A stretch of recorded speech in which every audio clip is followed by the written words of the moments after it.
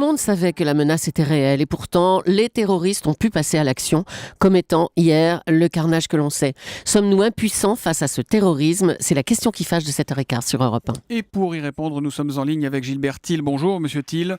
Vous Bonjour. étiez jusqu'en juin dernier juge antiterroriste à Paris. Ça fait des mois maintenant que les experts, les policiers, les juges avertissent les Français. On ne sait pas quand, mais on est sûr qu'il y aura des attentats. Manuel Valls, le 22 décembre, disait encore « Jamais nous n'avons connu un aussi grand danger en matière de terrorisme ». Le diagnostic était hélas le bon. Pourquoi, Gilbert Thiel, a-t-on été incapable d'empêcher ce passage à l'acte ? Parce qu'on ne peut pas malheureusement empêcher tous les passages à l'acte. Vous savez, les services de renseignement et en aval les services de police judiciaire fournissent quotidiennement un très grand travail pour essayer de prévenir le pire. Le pire est arrivé hier. Cela ne veut pas dire que le travail a été insuffisant, mais on est confronté maintenant, d'une part, à une modification de l'opérationnel du terrorisme. On a connu le terrorisme aveugle, le terrorisme de masse, par exemple, en 1995, la campagne d'attentats de qui Paris. Explosent. Ou en 1996, oui, c'est ce qu'on appelle le terrorisme aveugle.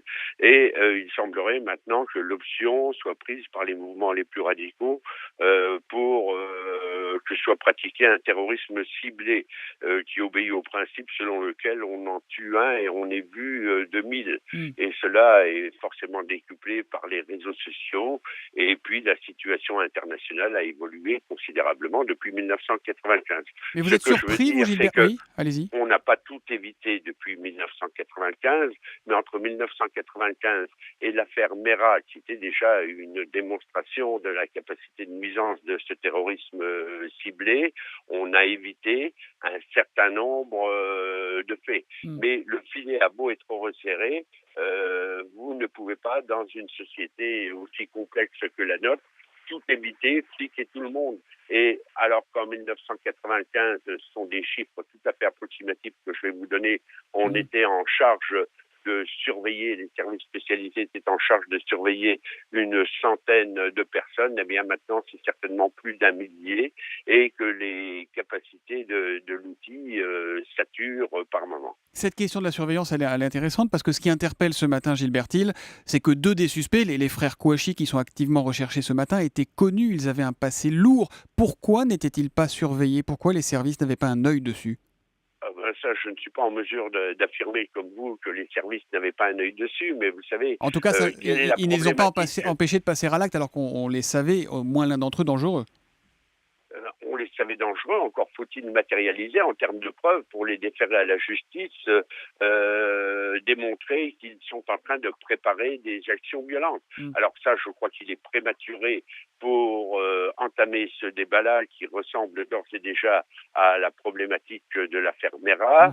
Vous savez, une enquête, c'est difficile, c'est complexe, elle a ses fulgurances, elle a ses avancées, elle a ses impasses, éventuellement elle a ses erreurs, mais vous ne pouvez pas exiger des services qui se dévouent en permanence d'obtenir une performance à hauteur de 100%. C'est strictement impossible, il n'y a que les vendeurs d'illusions qui vous diront cela. Alors vous avez raison de le souligner, on le redit, les policiers, les juges, les enquêteurs font un travail remarquable avec la meilleure volonté du monde, Gilbert Thiel. Cela dit, vous disiez aussi tout à l'heure, on est passé d'une centaine de personnes à surveiller en 95 à sans doute plus d'un millier aujourd'hui. Est-ce qu'il y a un problème de moyens humains, de moyens économiques ? Manifestement, compte tenu de l'ampleur du phénomène terroriste, singulièrement dans un pays comme la France, qui est une cible, parce que c'est un pays laïque, parce que c'est un pays qui est engagé dans la lutte contre...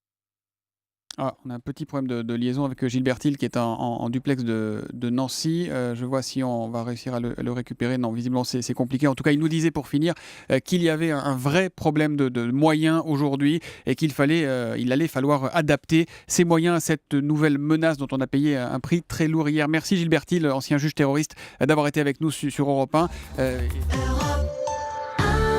Europe 1, il est 7h24. Voilà. Thomas Soto. Et nous avons rétabli la liaison avec Gilbert Thiel en direct de Nancy. Gilbert Thiel, ancien juge antiterroriste. Monsieur Thiel, on se posait la question juste avant que la liaison soit interrompue du manque de moyens. Est-ce qu'on manque vraiment de moyens humains et économiques aujourd'hui pour faire face à cette nouvelle menace terroriste en France ? Les moyens économiques, ceux-là se décideront au niveau des choix budgétaires. Tout le monde connaît les contraintes qui pèsent en ce domaine sur l'État français, mais effectivement, compte tenu de l'ampleur du péril, il faudra faire en sorte que l'outil policier, que ce soit au niveau du renseignement ou de la police judiciaire, soit plus adapté au développement de cette menace. Il ne s'agit pas de faire du catastrophisme, il s'agit aussi de laisser du temps au temps pour les enquêtes. Une nouvelle fois, on a un outil qui est performant. On a évité le pire pendant une quinzaine d'années. Ça ne veut pas dire qu'on est toujours en mesure de l'éviter et pour jusqu'à la fin de l'humanité. Mais il s'agit de prendre en considération le développement de ce terrorisme, qu'il soit ciblé ou de masse, compte tenu de l'ampleur de la menace, de la puissance de peu de ceux à qui on a affaire.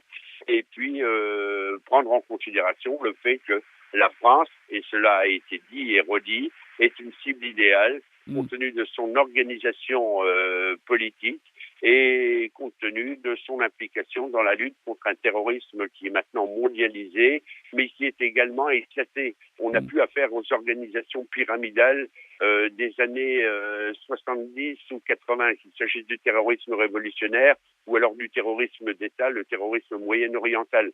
On a affaire maintenant à un terrorisme qui est beaucoup plus éclaté. La menace est parfaitement réelle, mais elle se matérialise d'ailleurs à travers les horreurs, l'ignominie d'hier, mais elle est beaucoup plus éclatée. Il y a des petits groupes, il y a les phénomènes d'autoradicalisation sur les réseaux sociaux, et tout ça implique et c'est à tout cela qu'il faut s'adapter, évidemment. Qui sont longues et coûteuses en moyens humains et en moyens matériels. Merci beaucoup Gilles Bertil d'avoir été en direct avec nous. Je rappelle donc que vous êtes ancien juge antiterroriste. Merci, bonne journée.